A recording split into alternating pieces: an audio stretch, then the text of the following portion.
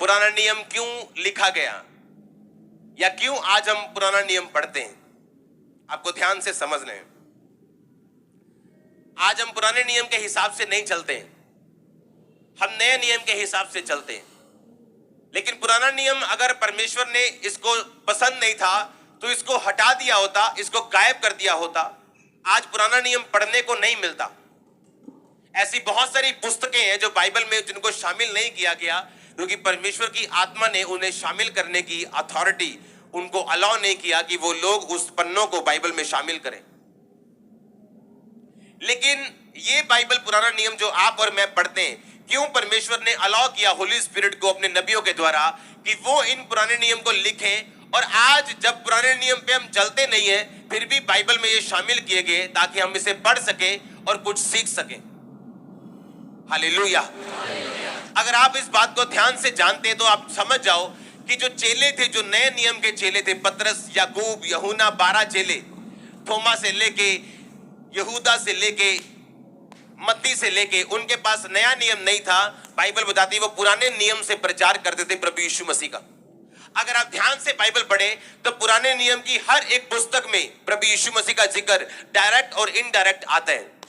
इसीलिए प्रभु यीशु मसीह को समझने के लिए और यहोवा परमेश्वर को समझने के लिए आपको पुराने नियम की स्टडी करना बहुत जरूरी है, और यहां से आपको परमेश्वर का हार्ट, उसका दिल जो है वो नजर आता है। जो नया नियम है उसमें आपको परमेश्वर के काम नजर आते हैं, जो परमेश्वर का प्रेम था वो मैनिफेस्ट होता हुआ आपको जाहिर होता हुआ नजर आता है। लेकिन जो पुराना नियम है उसमें आपको रियल परमेश्वर की थिंकिंग, उसका सोचना, उसका गुस्सा, उसका प्यार, आपको हर एक चीज के बारे में समझ आती। अगर आप अपने कंपनी में काम कर रहे हैं, अगर आपको प्रमोशन चाहिए तो आपका बॉस ही आपको दे सकता है, और आपके बॉस को हो सकता है वो चीजें पसंद हो जो आपको ना हो। आपको क्रिकेट खेलना पसंद हो सकता है, आपका बॉस गोल्फ खेलना पसंद कर सकता है, तो आपको उसके साथ गोल्फ खेलना पड़ सकता है। चाहे आपको गोल्फ खेलना पसंद नहीं, आपको क्रिकेट खेलना पसंद है, लेकिन आपको अपने बॉस के हिसाब से चलना पड़ता है अगर आप प्रमोशन चाहते। और यही प्रकृति का रूल है, और बाइबल भी यही कहती कि बड़ा जो है वो छोटे को आशीष देता है, छोटा बड़े से आशीष पाता है। बाइबल भी यही कहती।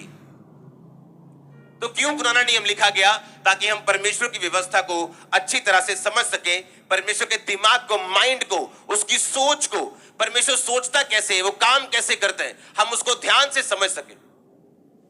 मैंने जब भी पुराना नियम पढ़ा है, स्टडी की है, क्योंकि मैं नया नियम और पुराना नियम और भजन संहिता और प्रॉफिट्स की बुक्स इकट्ठी पढ़ता हूं। जब भी पढ़ता हूं मोस्टली वो इकट्ठी होती हैं।